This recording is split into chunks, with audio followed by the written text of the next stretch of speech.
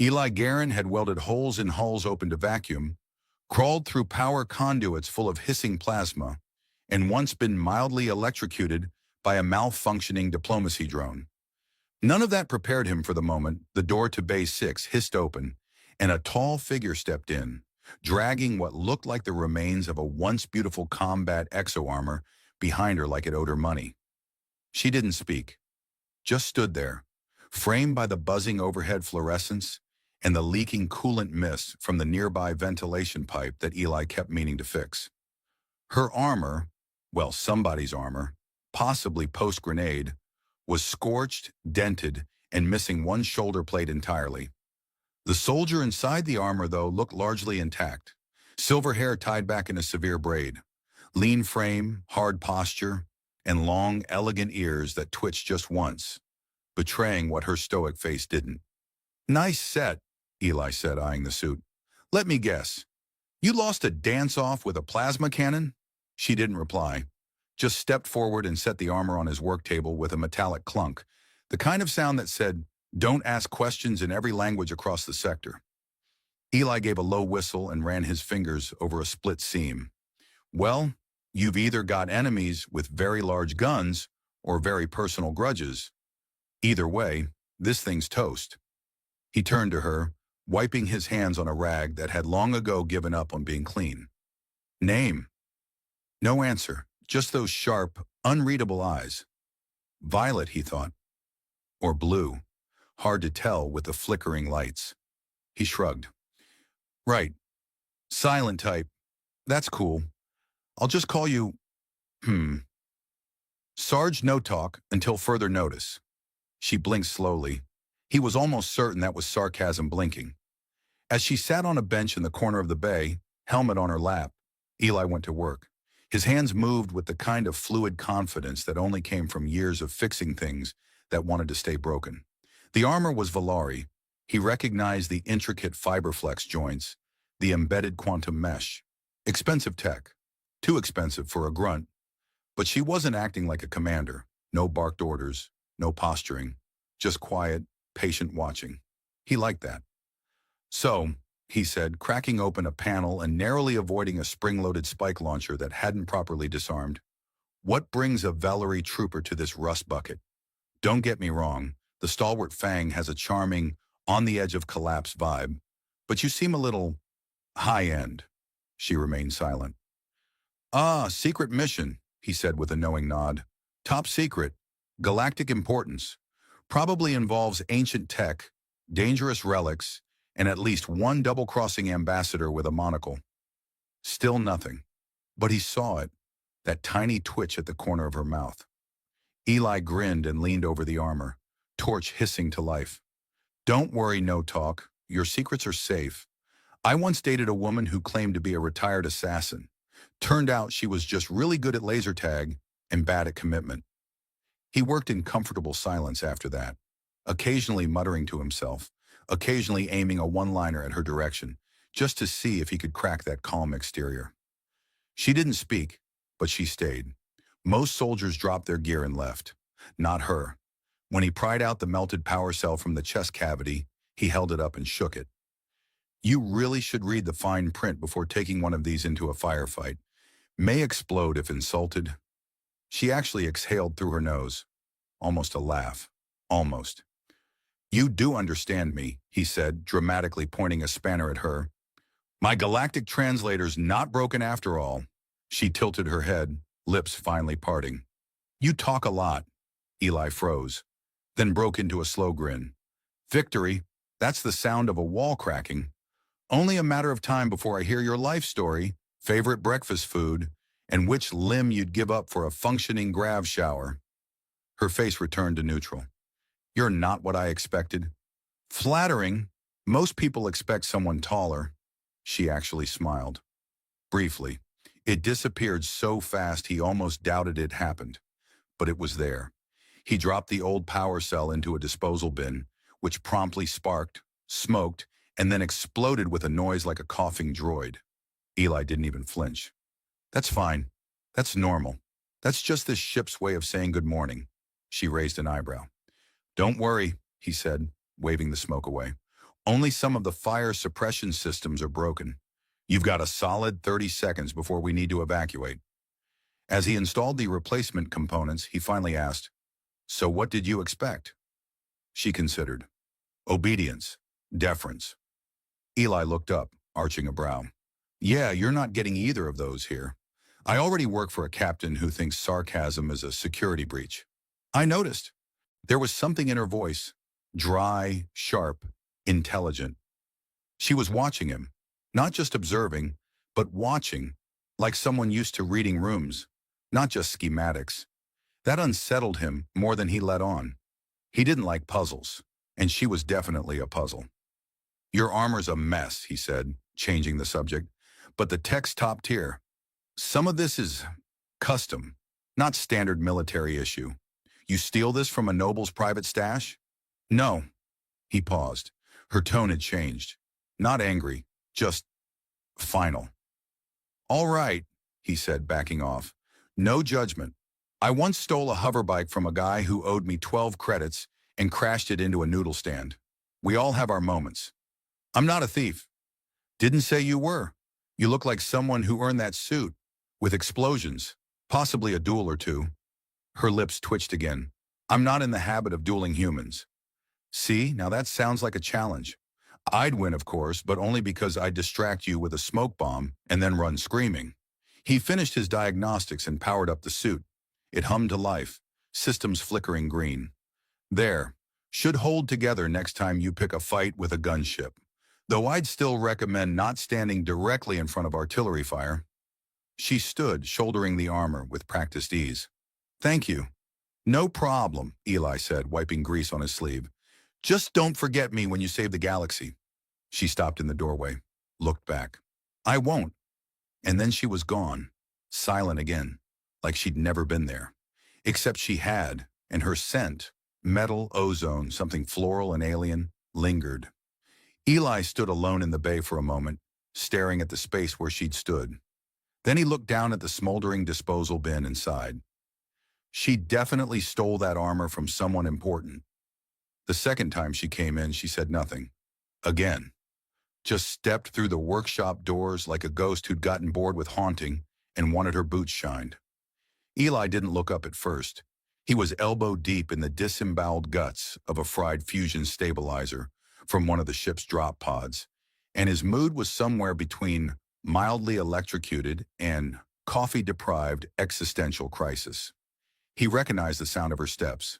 There was something precise about the way she walked. Not stiff like a regulation-bound officer, not careless like a recruit, like a dancer in a war zone. Measured, focused, eerily quiet for someone whose combat boots probably weighed more than a small moon. "You again," Eli muttered without glancing up. "What, did the armor miss me?" She said nothing, but he could feel her gaze. He pulled his head out of the stabilizer, face smeared with a streak of black that might have been burnt insulation or very confused pudding. "Or did you miss me? Don't answer that. I'll assume it's yes for my self-esteem." She stepped closer, setting the chest plate on the bench. A new scorch mark arced across the right side like lightning had kissed it mid-battle. Eli tilted his head. "Either you've developed a habit of wrestling with plasma bolts, or someone out there's got terrible aim and a very persistent grudge." Her gaze flicked to the plate. "Ambush, hallway 7. He whistled low and ran his fingers along the dented edge. "This wasn't made by a standard blaster. That's high-velocity kinetic impact. Compressed flechette rounds, maybe. Nasty stuff. Still, could be worse." "How?" "Well," Eli said, starting to detach the power inducers, "you could have been hit in your pride.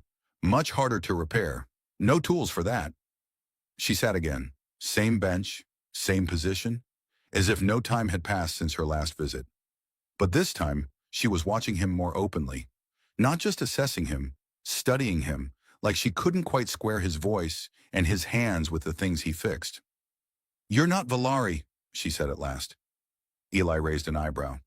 "What gave it away? The lack of cheekbones sharp enough to slice hull plating? Your methods are unorthodox. I prefer chaotically brilliant." He cracked open the armor's neural mesh interface and immediately recoiled. Okay, that's not supposed to smell like that. Did you fire this thing near a grease fire? Exploding drone. Figures. He dug through a drawer of tools and came up with a bundle of multicolored cables, which he began untangling with the air of a man wrestling a space squid. You know, he added, most soldiers come in here, drop their gear, grunt something that might be words, and vanish. You actually stick around. I want to watch. Watch me work or make sure I don't steal parts. Her lips quirked. Both. Fair enough, he muttered, poking at the neural connectors. Can't blame you. I once replaced a captain's entire visor system with a hollowed-out toaster just to prove a point. What point? That he couldn't tell the difference. She blinked, then gave the faintest huff of laughter. It startled Eli more than the sudden alarm blaring in the corridor outside. A warning chime he'd long since learned to ignore, unless it was accompanied by the scent of ozone and screaming. He kept working, fingers dancing over the interface, rerouting power, restoring lines of synaptic data. He paused when he noticed something odd, an embedded encryption layer in the armor's command structure. Nothing standard. This was custom code, royal level grade, hidden deep, meant to go unnoticed. He didn't say anything, just logged it in the back of his mind and moved on. Your armor's smarter than you let on, he said lightly. Is that a compliment or a warning? Could be both, he said, but I'm starting to think this suit's not just for show. It's loaded with sensors and command overrides I've only seen in flagship command suits. Where'd you really get this thing? She was silent for a beat too long. Battle salvage, she said at last. Uh-huh. He didn't believe her, but he didn't push. Yet. He reassembled the plate, sealed the scorched edge with a micro welder, and tested the signal relay. Done. Again.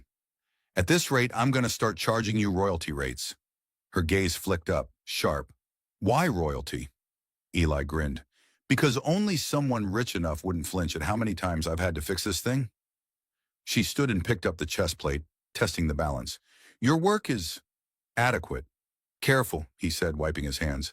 That almost sounded like praise. Next thing you know, you'll be sending me flowers and mysterious encrypted data cubes with ominous warnings. She paused at the door.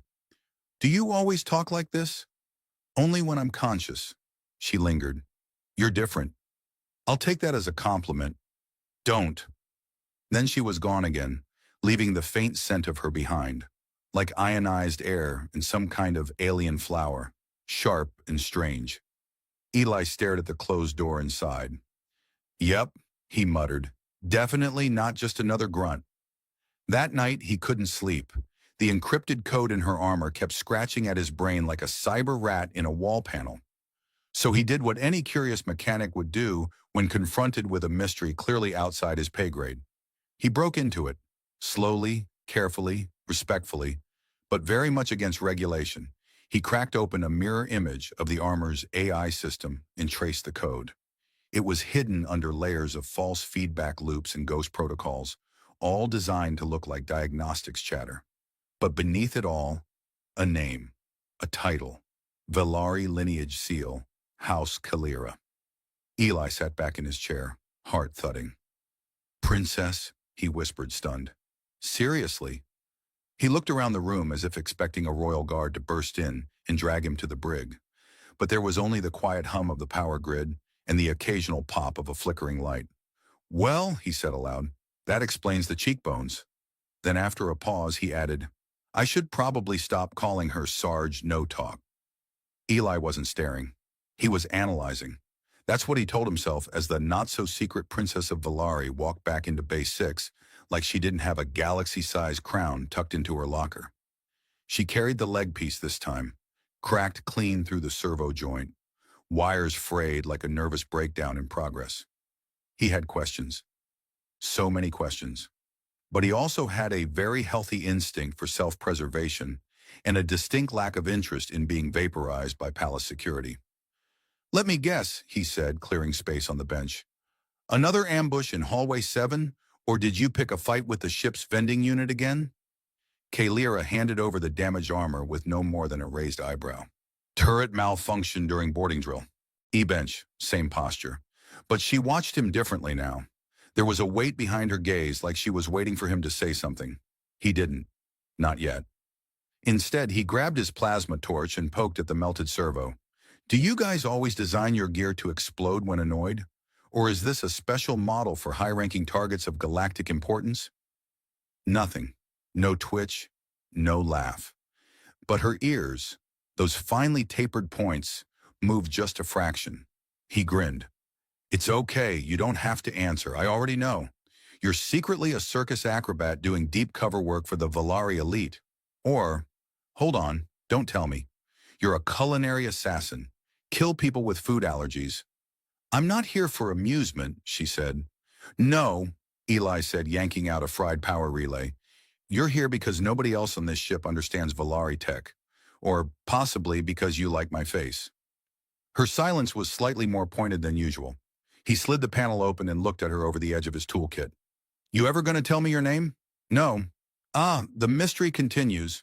I'll just keep calling you Princess Zap until you file an official complaint. Her stare hardened just slightly. That name is unacceptable. Progress, Eli beamed. We're finally defining social boundaries. Next up, small talk and shared trauma. I don't have small talk. Lies. Everyone has small talk. Even void worms. I once had one try to discuss engine lubricant viscosity mid-rescue operation. She leaned back, arms crossed. And what did you say?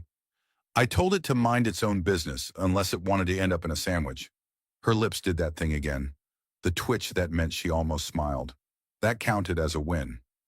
Eli pried open the servo housing, revealing more burned circuitry. This is fancy stuff. Seriously top tier. I've only seen this kind of wiring in military parades and rich people's security bots. You sure you're not wearing someone else's armor? It's mine. Yeah, he said quietly. I figured. She shifted, not uncomfortably, just like she knew he knew, and was deciding whether or not to acknowledge it. I found a seal, he said, still working, buried deep in the armor's code. Valari Royal Encryption, not something your average grunt wears. A long silence. Is this the part where you kill me? She tilted her head. That depends. How good are you at keeping secrets? I once hid an entire illegal fusion distillery inside a supply closet for 6 months. Made decent credits until the ethanol ate through the floor. Her expression didn't change, but the air around her did. Less frost, more evaluation. She was measuring something in him, or maybe weighing whether or not he was a threat. I'm not going to say anything, he said, but I do have one condition. She narrowed her eyes. What? Can I still call you No Talk in front of the others? This time she actually smiled, just for a second. But it wasn't sharp or cold. It was real, almost human. Only if you want to be demoted to airlock scrubbing duty. Harsh, Eli said, swapping out the damaged servo. You royals really do know how to make threats sound poetic. She didn't answer, but she didn't deny it either. As the leg piece hummed to life, reassembled and gleaming with new circuits, he gestured to it. Good as new. Well, not new, but it'll get you through the next ambush. Maybe even 2 if you're lucky. She stood, flexed the joint, nodded once. Thank you. Anytime, your mysteryness. Kalira paused, half-turned. I'm not trying to deceive you. You're doing a bang-up job of it anyway, he said, then shrugged. Look, I get it. You have reasons. I don't need the full hollow novel of your life. She stared at him. You're not afraid. I work in a metal box that occasionally explodes for fun. Royal intrigue ranks lower on my list of panic triggers. Her expression softened. Just a little. You should be. Nah, he said, stretching his arms behind his head. I'll probably die choking on coolant fumes or tripping over a rogue power conduit. You're ridiculous. Compliment accepted. That night, he was called to a maintenance shaft near the outer hull. A panel had shorted again, and some unlucky ensign had nearly flash-fried her eyebrows. While rerouting the power grid, Eli found something he didn't expect. Charred fragments of an old comm relay, melted beyond repair. Not a big deal, except the burns were recent, and the damage was deliberate. He ran diagnostics. A silent transmission had been intercepted. Scrambled in origin. A single data burst, aimed off ship. Cloaked. He stared at the feed. Then he looked up. Somebody knows she's here. And for the first time in a long time, Eli Guerin didn't have a joke. Eli didn't sleep that night. He tried. He really did. Got as far as his bunk, flopped onto it face first, and closed his eyes for all of 45 seconds before his brain served up a neatly organized list titled, Things That Could Kill You in the Next 72 Hours. Item 1, Royal Politics. Item 2, Assassins Who Don't Appreciate Sarcasm. Item 3, Encrypted data bursts broadcast from inside the ship, possibly aimed at hostile intelligence agencies with names like the Knives of Voss. Item 4, Running out of calf powder. He got up, rubbed the exhaustion from his face, and made for Bay 6. The workshop always helped. The smell of metal and ion lubricant, the soft hum of still-warm fusion welders, it was weirdly calming, like a lullaby for people who thought fixing high-voltage conduits was a relaxing hobby. He wasn't surprised when he found her already there. Kalira sat on the edge of the bench, armored boots on the floor, a data pad in her hands. Not reading, just holding it, like she needed something to look at while her mind tried to outrun itself. I'm starting to think this bay is your favorite place on the ship, he said. She didn't look up. It's quiet here. Well, not when I'm in it. He plopped onto the opposite bench and tossed her a ration bar. Breakfast of champions, or criminals, hard to tell sometimes. She caught it without looking. Do you always deflect tension with jokes? Absolutely, it's that or screaming. He cracked open his own bar and took a bite. It tasted like compressed cardboard and faint regret. So, who knows? Her eyes flicked to him. Sharp, tired, not surprised. Someone sent a signal. Yeah, I found the fried relay. Very subtle sabotage. Almost impressive. He leaned back, chewing. Didn't get a clear trace. But someone on board's not a fan of surprise royalty. I never intended to stay hidden forever. Sure, but I'm guessing you didn't plan to be outed by someone with a plasma torch and a grudge. She looked at him for a long moment. You could have reported it. I could have, he agreed. But then I'd miss all the fun of watching you pretend you're just another soldier with very high-end boots and suspiciously good posture. She sighed. You're taking this remarkably well. Well, I've had practice. One time I discovered our medbot was actually a sentient fungus in disguise. Didn't tell anyone. Just started calling it Doc Shroom. Still owe him credits, actually. Kalira gave him that half-smile again. You're strange. And you're hiding from an empire that would probably implode if it found out its heir was slumming it, with a mechanic who stores snacks inside power converters. I'm not hiding. You're disguised, traveling under a false identity. That's the textbook definition of hiding. You're not a princess. She looked away. I wanted to see the war, feel it, not from a throne room, not through filtered reports, from here, where it's real. Eli leaned forward, resting his elbows on his knees. And? What's the verdict? It's chaos, fear, loss. She paused. But it's also loyalty, humor, people holding each other up when everything falls apart. Well, he said, we do our best. Mostly by duct taping morale together with sarcasm and caffeine. They sat in silence for a while. Somewhere far off in the ship, an alarm blipped once and went silent again. Probably someone forgetting to reset the environmental pressure gauge. Again. Kalira spoke without looking at him. I was never supposed to be here. My sister was heir. I was the spare, the one no one expected to rule. Eli didn't say anything. He let the quiet hang. She died 2 years ago, on a diplomatic convoy. Sabotage. They never found who ordered it. Eli blinked. I'm really starting to miss the days when my biggest problem was a stubborn fuel injector. She looked at him now. I thought if I disappeared for a while, lived like a soldier, I'd understand what kind of ruler I need to be. You found answers yet? Some. She hesitated. Most of them make ruling seem like the wrong choice. Well, Eli said, standing. Lucky for you, I know a lot about fixing broken systems, including governments. All you need is a plasma wrench, a good sense of timing, and absolutely no regard for your own safety. She stood too, watching him. You make everything sound like a joke. That's because the alternative is crying in a broom closet while hugging a broken toaster. Before she could reply, the deck shook under their feet. Just once. A thud. Then nothing. Eli frowned. That wasn't maintenance. She was already moving, reaching for her comm. Deck 9, breach in the holding sector. Sabotage? She didn't answer. They sprinted. The corridors blurred past. Lights flickered as emergency protocols struggled to catch up. When they arrived, smoke curled from the shattered bulkhead of the cargo access tunnel. Sparks rained down from the ceiling like angry fireflies. Two security drones lay in pieces, sparking and twitching. Eli crouched next to a blackened console. Localized EMP. Fried the systems before the breach. Whoever did this knew our blind spots. Kalira surveyed the damage. Her jaw tightened. They were looking for something. Or someone. She tapped her wrist comm. Activate lockdown. Deck 9 to command. Contain all access points. I want full diagnostics on outgoing comm logs and biometric traces from this corridor. Immediately. The voice on the other end stammered a confirmation. Eli stood, brushing ash off his sleeve. So? Still want to pretend you're just another grunt? She didn't answer, just looked at him, unreadable.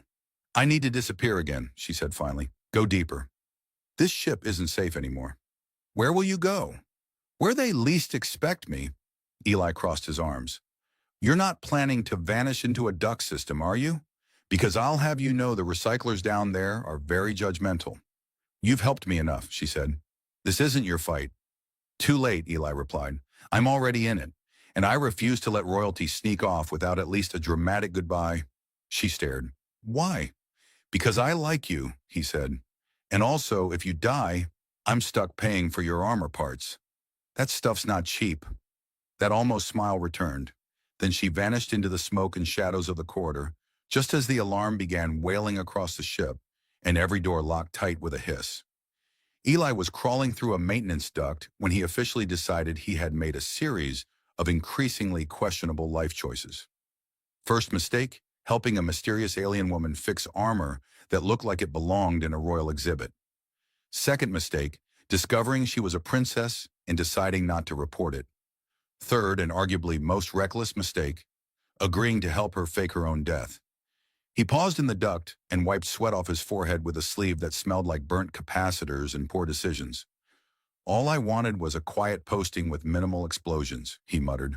Maybe meet a nice, non-lethal person. Fix some machinery. Avoid getting assassinated. Was that too much to ask? Behind him, a dull thud echoed from one of the lower levels. Another sabotage attempt. Whoever was after Kalira wasn't subtle anymore. The warship was now a pressure cooker, with paranoia hissing from every bulkhead. Command had no idea who to trust. And at the center of it all, a human mechanic with bad posture and worse boundaries. The plan was stupid. That was part of the appeal. Fake a reactor malfunction in the auxiliary medbay. Use a rigged thermal discharge to simulate disintegration. Swap Kalira's biochip with a clone signature and drop her vitals to mimic death. Then smuggle her out during the ensuing chaos, hidden in a cargo drone bound for a diplomatic frigate headed away from the front. There were at least 6 ways it could go wrong. Probably more. But Eli had stopped counting after he realized how much he liked living. He reached the hidden compartment where she was waiting, dressed in civilian overalls, her long ears tucked under a ratty cap. She looked more like a supply clerk than a princess now. You're late, she said. I had to disable 3 cameras, rewire a biometric lock, and crawl through 2 kilometers of ductwork. Forgive me if I'm not moving at warp speed. She handed him a small flat disk. The encryption key for the file I told you about. When you get back to the workshop, open it. He frowned. You're giving me homework? You'll want to see it. A muffled explosion rocked the deck below. Right on schedule. Showtime, Eli said, pulling a small detonator from his belt.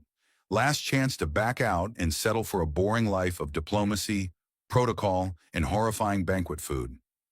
Kalira looked at him. Thank you. For what? For not bowing. For seeing me. I didn't see you, Eli replied. Not at first. Just another armored soldier with expensive taste and terrible luck. And now? Now I see someone who's going to get me court-martialed if I don't launch this plan in the next 60 seconds. She smiled. Go. He triggered the discharge. Heat bloomed through the wall like a sun sneeze. Alarms blared. Emergency bots scrambled. Kalira's vitals flatlined on the ship's internal registry. And within minutes, the rumor spread. The mysterious Valari warrior had perished in a systems failure. Meanwhile, Eli guided the drone through the hangar's chaos. Cargo crates rattled. Bots beeped indignantly. A lieutenant nearly stopped him, but Eli faked a cough and claimed plasma rash quarantine protocol. The man backed off so fast he left his own clipboard behind. The drone launched without incident. Kalira, hidden inside, was gone. For good, Eli thought. Or at least until she decided to reclaim a throne and incinerate her enemies with the gravitas of someone who once let a mechanic call her Princess Zap. He returned to Base 6 that night, sat at his bench, stared at the armor. What remained of it? Silent, empty, just metal and memory now. Then he remembered the disk. He plugged it in. A file opened, a message. Eli Garin, by royal decree and personal decision, you are hereby granted unrestricted clearance to Valari Prime's royal archives.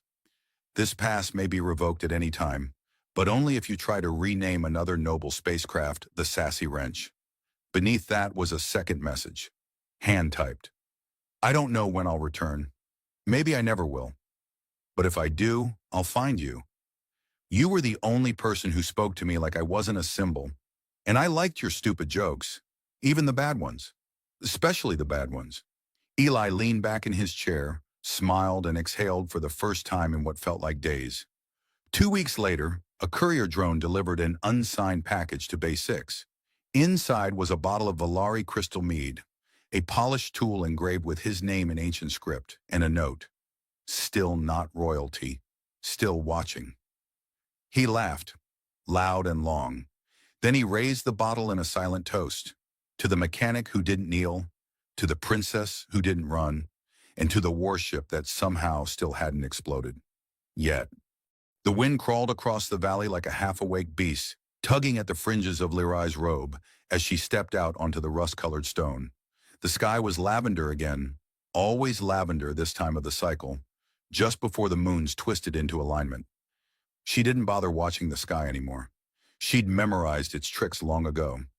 376 full moons since the last transmission from the front. 376 since her daughter's name blinked across the casualty stream, then disappeared without confirmation, without farewell. She hadn't screamed, not then. Not when the war ended. Not when the Republic of Seven Suns shattered into 3 2/2 in a footnote. She had just stopped, and the silence filled her bones like dust. Her valley, formerly a research outpost, now just overgrown metal and stubborn weeds, sat hidden between 2 mountain spines, camouflaged against the satellites above. She liked it that way. The universe couldn't mourn what it couldn't find. She lived surrounded by the wreckage of a once glorious civilization, and by her own personal choir. A grumpy AI named Pin, and an untrainable Loxic named Var. The AI spoke only when it felt like it, which fortunately wasn't often, and the Loxic had the emotional range of a wet sponge. She sat now staring at a twisted vine growing through what used to be a plasma coolant tower. It curled up toward the sun like it had a purpose. Show off. Status report, she said flatly, mostly out of habit. A brief flicker hummed near her right temple as Pin's voice crackled through the neural relay. You are still alive. Your plants remain deeply unimpressed by your gardening technique, and your companion Var has once again attempted to digest the fuse box. A snort. Did he win this time? The fuse box regrets to inform you that it is, for now, intact. She leaned back against a warm stone and watched Var clumsily stalk a beetle twice his size. The creature was not a hunter. He was more of a professional embarrassment. The peace was broken, abruptly and rudely, by the long whine of distant atmosphere breaking. Lirai didn't move. Ships came and went across the sky sometimes. She'd grown used to watching them pass like dreams she hadn't earned. But this sound didn't fade. It sharpened. The ship was descending. She stood, slowly, then flicked her wrist. A panel embedded in her palm lit up, chirped, then projected a faint arc of motion. One vessel, small, civilian class but modded. Not local, not registered. Pin? She asked, her tone far too calm. It appears someone is dropping in uninvited, the AI replied. Shall I prepare tea or artillery? Let's see if they knock first. They didn't. The ship came down fast, buckling under its own weight, retro thrusters stuttering just before landing. Dirt and rust-laced wind burst outward in a ring as the vessel planted itself in the only flat patch of ground not yet overtaken by moss. The engines hissed, metal groaned. The ramp descended, and Liray's breath caught in her throat. It wasn't the ship. It was the figure stepping down from it. Her posture, the way she held her arms close, one leg slightly ahead of the other, chin high even though her eyes scanned with caution. A warrior's gait, a daughter's shadow. "Or a lie," Liray whispered. But she didn't run forward. Her body stayed locked, rigid, every joint asking whether this was another trick of the memory.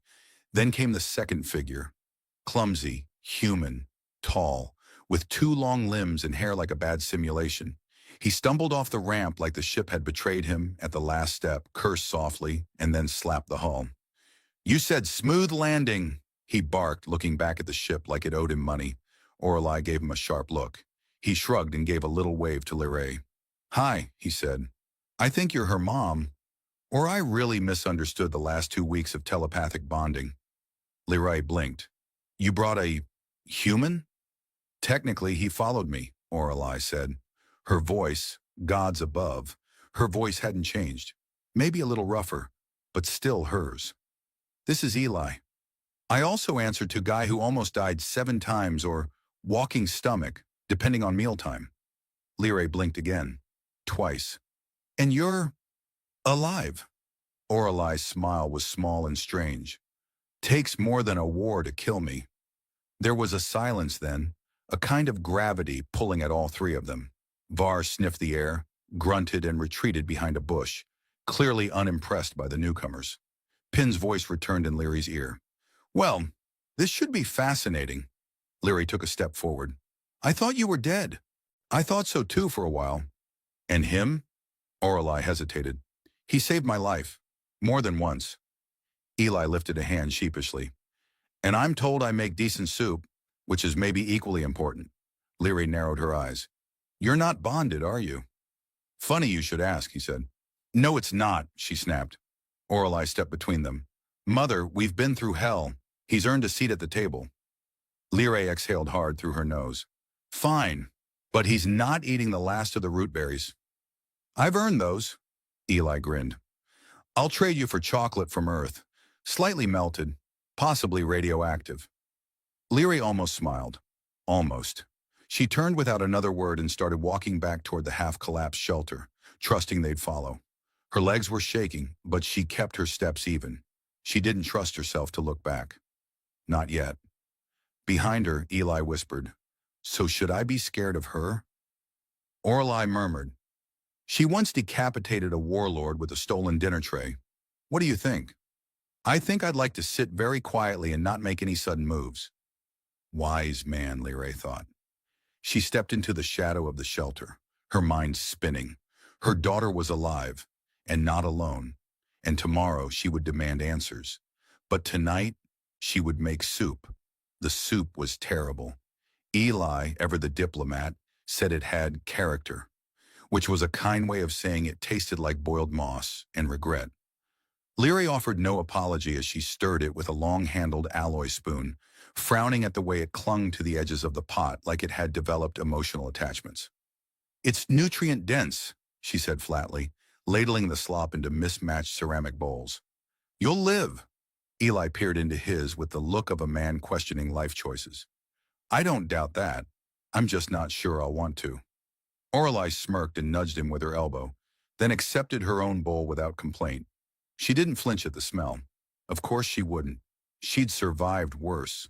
Still, her gaze wandered as they sat cross-legged on the thermally warmed floor of the half-intact dome shelter. Her fingers toyed with a tiny shard of tech embedded in the wall, a habit from her childhood. Leary saw it and almost couldn't breathe. "So," Leary said, once the silence had grown too loud, "you're alive. You're bonded. And you didn't think to message me." Orelai looked up slowly.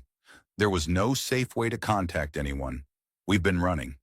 I would have taken a pirate transmission. A poorly encrypted dream beam. A carrier snail with good posture. Eli raised a finger. For the record, she did try the dream beam thing.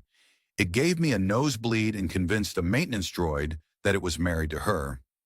Orelai gave him a flat look. It was a low-frequency resonance test. You made a broomstick fall in love with you. It was a very advanced broomstick. Lyrae set down her bowl with a sigh that felt like it had aged 5 years on the way out. I see your survival did not dampen your sarcasm. It sharpened it, Orelai said. Keeps the trauma at bay. You're your father's daughter. There was a beat of quiet. Eli slurped a spoonful of soup and made a face like he'd bitten into a live wire. Lyrae ignored it. So, she continued, you left the battlefield, vanished from the grid, and now show up here with a man who can't cook and probably can't fight. I'm a brilliant engineer, Eli said defensively. You crashed into a rock 5 kilometers from a known landing platform. Okay, first of all, that rock moved. Second, the auto-navigation system is older than both of us put together. Third, well, no third, but I feel strongly about my first 2 points. Orelai rubbed her temples. Mother, we came here because there was no one else we could trust, not after what we discovered. And what exactly did you discover? Lyrae asked, voice quiet now. Eli glanced at Orelai, then reached into his side pouch and pulled out a small metallic cube. It whirred softly, then flickered to life in midair, projecting a rotating model of a star system with several blinking red markers. This, he said, is what we found beneath the remains of Sector Carin 12. It was buried in an ancient relay station no one's touched since the Second Haze. Lyrae leaned in, eyes narrowing. That's a trans-spatial map. Pre-war. No, pre-era. Exactly, Eli said. It predates everything. Empires, federations, even your mother's soup recipe. Sorry, too soon? Lyrae didn't blink. Right. So, he continued, clearing his throat, this isn't just a map. It's part of something bigger, something alive. We triggered a dormant sequence, completely by accident, and now we're being hunted. Orelai's voice was sharper now. By both sides, the Syndicate and the Reclamation Bureau. They think we're either a threat or a resource, or both. You are both, Lyrae said. Do they know where you are? No, Orelai said. We scrubbed our trail, and the ship's ID is ghosted. You mean mostly ghosted, Eli added. It's possible one probe pinged us on the descent. Lyrae's hand clenched the edge of her bowl. Possible? I mean, it's less than 30% likely, which in human terms means 50-50, Orelai muttered. I'm an optimist. You're a liability, Lyrae snapped, then immediately softened when she saw Orelai flinch. Number sorry, that's not fair. If he got you out of that place... He did, Orelai said, more than once. The room pulsed with quiet. Outside, wind rustled the fronds of metallic leaf plants and sent flickers of pale light dancing through the shelter. Eli broke the silence. So, do I pass the mother-in-law test yet, or is there a trial by combat involved? Lyrae arched an eyebrow. You wouldn't survive the initiation ceremony. Can I at least watch the ceremony? No. Eli pointed to Var, who was currently trying to wedge himself into a crate half his size. Can he do it on my behalf? He tried to eat my boot last week. He's not allowed near ceremonial anything. Orelai chuckled finally. The sound was a balm on the tense air. Lyrae allowed herself a thin smile. For a moment, they were not fugitives. They were a family, a very strange, interspecies, sarcasm-powered family. But then Lyrae stood and crossed to the console mounted on the wall. With a few taps, she summoned a hollow projection of the surrounding region. Red dots blinked at its edge. One, closer than the rest, blinked twice, then vanished. What was that? Orelai asked, rising to her feet. A probe, Lyrae said quietly. It pinged, then ghosted. That's not Syndicate tech. That's Bureau. Eli's face went pale. They found us. Not yet, but they will. This valley isn't on any modern map, but the sky's still theirs. Orelai stepped beside her. We'll have to move. No, Lyrae said. We fight. We make it costly. And if we're lucky, we send them crawling back with scrambled sensors and bruised egos. You've still got weapons? Eli asked. Leroy smirked. Child, I've got archives. He grinned. Okay, I'm in. I wasn't asking. I know. Still in. Orelai looked at them both, then reached out and took Leroy's hand. We came home for a reason. Leroy squeezed her fingers gently. Then let's make sure they regret following. From the corner, Var farted loudly and toppled over inside his crate. Eli nodded solemnly. That's our battle cry. The storage vault hadn't been opened in years. Leary's hand hovered over the control panel like she was greeting an old friend she wasn't sure she wanted to see again. She punched in the code, paused halfway through, frowned, then started over. It beeped in protest. You've forgotten your own passcode, Eli said from behind her. I do that all the time. Once locked myself out of my own cargo hold for 4 days. Had to eat emergency protein rations that smelled like burnt rubber and betrayal. Leary gave him a flat look, then tried the code again. This time the door slid open with a groan that echoed into the cliffs beyond. Inside lay the ghosts of another life. Stacked in gravity-sealed cases were armor plates etched with her unit's insignia, weapons she'd customized herself, some from spare parts, some from battlefield scraps, and a few items whose legality had been debatable even during wartime. Everything was precisely where she'd left it. Time hadn't dared to touch her things. Orelai stepped inside first. Her fingers brushed one of the old plasma rifles, the casing smooth and cold. You kept all of it. I don't throw away things that work, Leary said, following her in, even if they no longer have a place in peace. Eli picked up a visor and peered through it. The heads-up display flickered to life, scanned his face, and immediately flashed a red warning. Incompatible cranium shape. Vision systems error. Well, that's rude, he muttered, putting it back. Leary gestured to the far wall. There's a stasis cache with drone shells. Some might still be operational. We'll need aerial eyes. Orelai nodded. I'll check the energy cells. Eli. Already on it.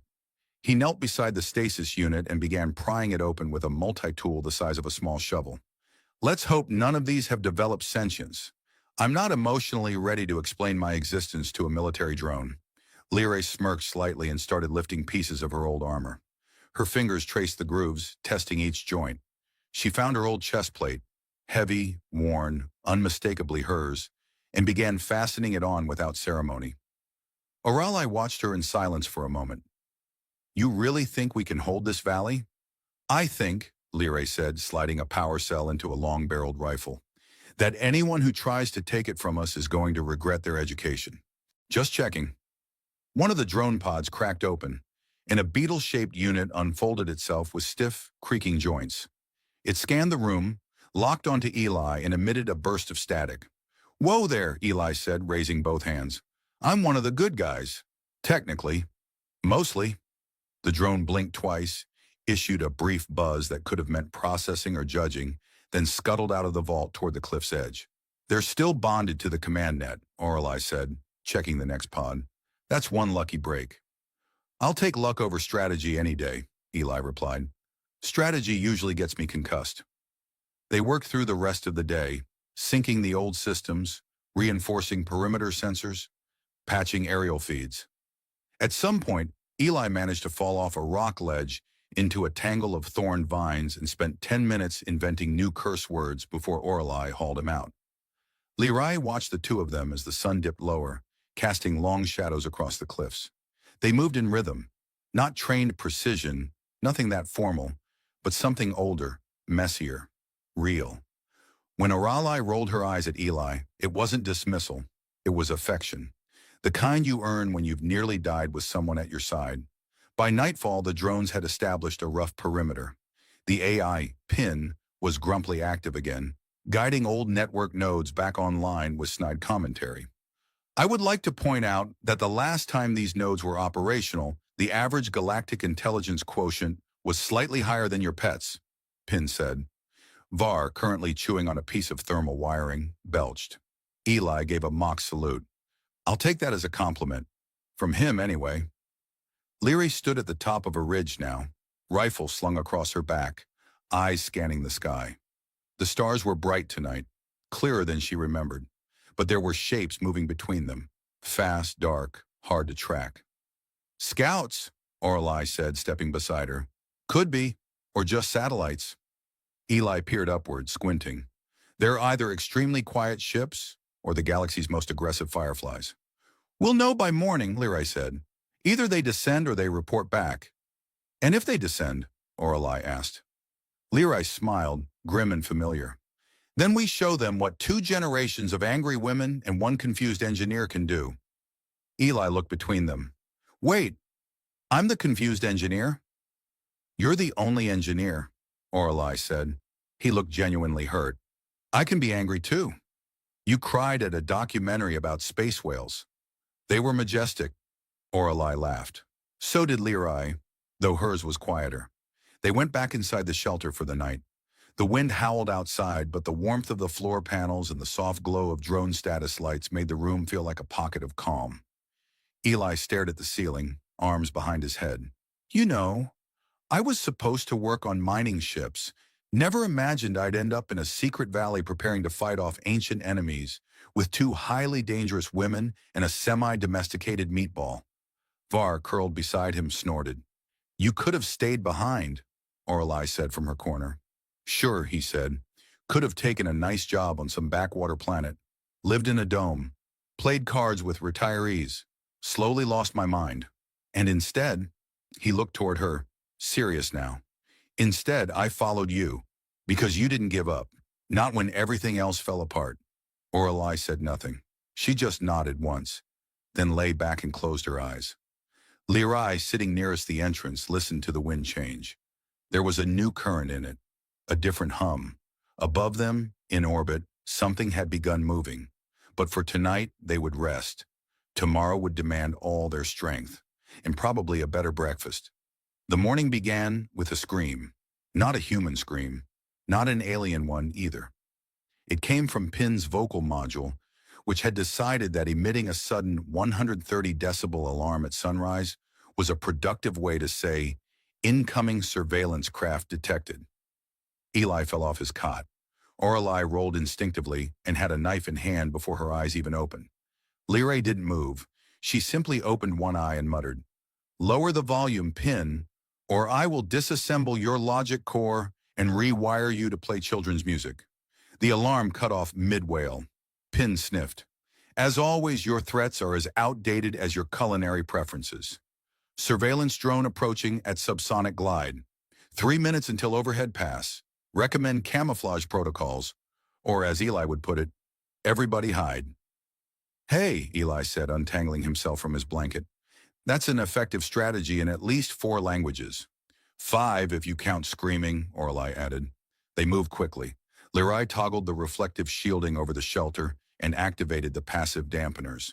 Orelai dispatched 2 perimeter drones to cloak nearby text signatures. Eli ran outside with a handheld signal scatterer the size of a lunchbox and began waving it around like he was painting invisible graffiti. Above them, the drone passed silently, its shape sharp and angular against the lavender sky. It left nothing behind, not a sound, not a shadow, just a faint tingle in the back of the skull that all 3 of them felt, but none spoke about. It's a Mark 7 Recon Spectre, Orelai said once the signal cleared. They upgraded their sensor tech. That thing can map terrain molecules. I hate it when machines know more about my property than I do, Eli muttered. Next thing you know, it's emailing me interior design suggestions. Leray crossed her arms. That was a soft pass. They'll come again. Closer. I'm starting to think they want the cube, Eli said. Call it a hunch. The cube, still quietly spinning in a low-energy hover field, rested in the corner of the shelter. It hadn't emitted any new pulses, but its inner lights blinked in patterns too complex for standard decoding. Orelai spent hours with it each day, fingers brushing its edges, trying to feel something, remember something. It had imprinted on her, after all. When they activated it during the escape, it had reacted to her thoughts, her memories. Eli's thoughts, apparently, just made it flicker in warning. Maybe I should stop touching it, he'd said once. I think it's judging me. It has good taste, Leray had replied. Now Leray stood staring at the map it projected. Dozens of red dots now clustered around their region, forming a noose of potential strike vectors. Too many, she murmured. They're closing in faster than protocol allows. You think someone's breaking ranks? Orelai asked. I think someone wants this done before command starts asking questions. They spent the day preparing. Leary reactivated 4 old auto turrets embedded into the cliff face.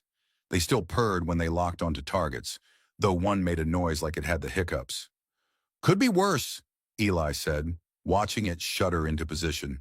At least none of them are sentient. One turret turned its barrel slightly toward him.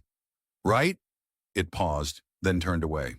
I don't like that thing, Eli said. Orelai trained with her mother, sparring in the dusty flat outside the dome. Their movements were fluid but precise, blades whispering in the air, boots shifting over stone, neither yielding. Eli watched them from a safe distance, occasionally ducking behind cover when things got intense. At one point, Orelai feinted left and Leary disarmed her mid-motion. They stood chest to chest, breathing hard. You've improved, Leary said. I had a good teacher. I was a terrible teacher. You were terrifying. That helped. Leary smiled just briefly. That night, as the temperature dropped and the stars returned, they gathered around a small thermal core. Var was curled near the heat, twitching in his sleep and probably dreaming about chewing power cables. Eli poked the cube with a stylus. So hypothetically, what happens if we just give it to them? Leary looked up. Then they'll either destroy it or weaponize it. Or both. Ah, classic overachievers. Orelai stared into the shifting lights of the cube. I've seen what's inside this thing. I can't explain it, not exactly, but there are lives in it. Memories, maps of things that don't exist anymore. Places wiped out during the last collapse. Entire species, archived like old code. Wait, it's a museum. It's more than that. It's a seed, a map and a method. I think it's designed to restore what was lost, and someone out there wants to decide who gets to do the restoring. Eli leaned back and exhaled. We're not equipped for this kind of responsibility. I still forget where I leave my boots. You're wearing them, Leary said. Oh, he paused. That explains the warm feet. They laughed briefly, and the sound lingered longer than it should have. But when the laughter faded, Orelai stood and paced. We can't just keep hiding. The closer they get, the harder it'll be to hold the line. Leary nodded slowly. Agreed, we need leverage. Something that'll make them hesitate. Eli scratched his head. Like what? A threat? No, Orelai said. A message. She turned to the cube.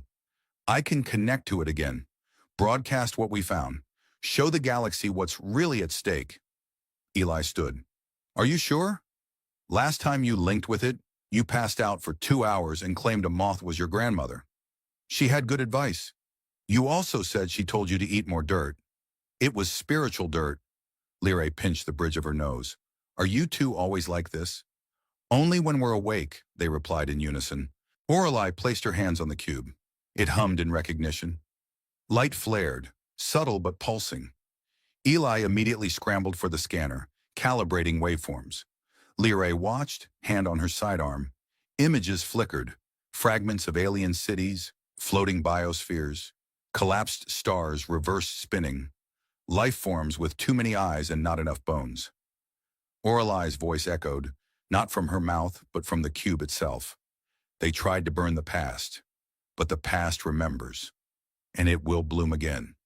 The cube exploded in a flash of light. Not destruction, broadcast. Every relay in orbit would have picked it up. Every communications satellite. Every ship within range. The message was out. Now the real war would begin. The first blast struck just after dawn, lighting the sky with a bloom of artificial sun. Orelai was already in armor, crouched behind the south ridge, eyes on the horizon. Leary stood to her right, rifle drawn, visor humming with ancient targeting code. Eli, still zipping up a boot, stumbled forward with a tablet tucked under his arm and a power cable clenched between his teeth. They're jamming long-range comms, he mumbled around the cable. Of course they are, Leary said. Cowards never like an audience. Orelai activated the drones with a flick of her wrist. 10 of them, patched together from 3 generations of tech, rose from the cliffs and took formation in the sky. They'll come from the North Ravine, she said. That terrain's tight. We bottleneck them there. I can lay a proximity net, Eli said. If I had 10 minutes and 2 less fingers. You'll manage with both, Leray said, then paused. Unless you mess up, then you get fewer. Noted. No pressure at all. The first wave came fast. Sleek syndicate skimmers, low to the ground and bristling with weapons. But the ravine's walls funneled them into perfect range. Orelai triggered the first set of mines, sending a ripple of fire and metal up the canyon sides. The drones opened fire seconds later. It was chaos, but controlled chaos. Leray moved like she'd never left the field, pivoting with precision, barking out commands that even the AI obeyed without sarcasm. Orelai fought beside her, their movements complementary, instinctive. Eli, tucked behind a half-buried grav lifter, toggled through field signals. He hijacked enemy drone frequencies, redirected missile locks, and, at one point, made one of their targeting computers think VAR was a 30-foot armored vehicle. VAR, now wearing a stolen visor and an old helmet, waddled out into view and barked at the invaders. They retreated. I told you he had potential, Eli muttered. But it wasn't over. Behind the skimmers came the real threat, Reclamation Bureau ground units in matte gray armor, marching in perfect sync. Behind them came a floating war platform, shaped like a blade and pulsing with energy. Orelai's eyes narrowed. They brought a God-tier relay corps. Translation? Eli asked. They're done negotiating. The cube still floated inside the shelter. It pulsed in response to the platform's approach, as if recognizing its counterpart, or rival. Leray stared at it. If they get their hands on that, they rewrite history. Worse, Orelai said, they erase it. Eli stood. Then let's give them a new chapter. He ran inside and dropped to his knees beside the cube. You've seen everything. You've archived galaxies. Now you've got one last job. The cube flared. Above, the war platform fired. And then, silence. The beam halted midair, frozen in a shimmer of violet light. The cube hovered upward, projecting a sphere of data that expanded and collapsed like a living thing. Light scattered across the battlefield. Every soldier, drone, and officer on both sides paused. Helmets flickered, visors crackled.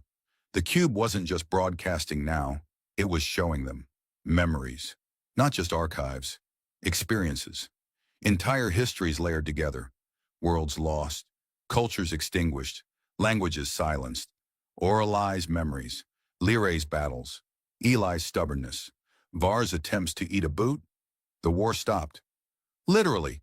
The invaders powered down, one by one. No orders were spoken. No truce declared. Just a realization, a shared flood of vision and understanding, that none of them could continue. The cube descended gently into Orelai's hands, dimmed and shut down. The war platform retreated. 1 week later, the ceasefire became law. 2 weeks after that, a joint delegation of human and alien representatives arrived in the valley, not to conquer, but to learn. The cube was moved into a protective vault in orbit, surrounded by peacekeepers from both sides. Orelai was offered a position on the council. She declined. Eli was offered a tech patent for his signal scrambler. He used it to fund a tiny, barely functional noodle stand on the edge of the valley. I want to build something weird and unnecessary, he said, like hope. Var became the unofficial mascot, and Lirai didn't go back to war. Instead, she rebuilt the valley, planted real crops, taught young soldiers how to fight without rage, spoke at forums when asked, but only after threatening to throw a boot at the first person who called her a symbol. One evening, she stood at the cliff's edge, watching Orelai and Eli argue over a broken irrigation hose. She doesn't listen to instructions, Eli said. You gave instructions with a sandwich in your mouth, Orelai replied. It was an urgent sandwich.